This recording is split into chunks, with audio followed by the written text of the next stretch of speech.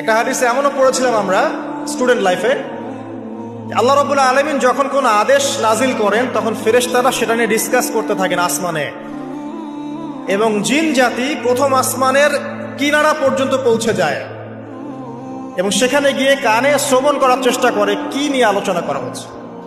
যদি কোনো একটা সংবাদ তাদের কান পর্যন্ত চলে আসে, তাদেরকে বিতাড়িত করার জন্য আল্লাহ রাব্বুল আলামিন উল্কাপিণ্ড ছুড়েন। ওখানকার ফেরেশতারা আছেন, তারা অগ্নিশিখা নির্বাপন করেন। সূরা সফফাতের প্রথম দিকে পড়ে দেখবেন।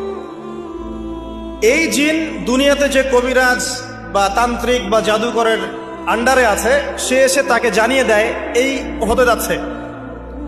তখন সেই তান্ত্রিক এই সত্যটার সাথে আরো 100টা মিথ্যা জড়িয়ে জনগণকে বিভ্রান্ত করে। তখন তার কথা ফলে যায়, মানুষ মনে করে যে তান্ত্রিক অনেক বড় কিছু হয়ে গেছে। তো এগুলো সবই ফিতনা।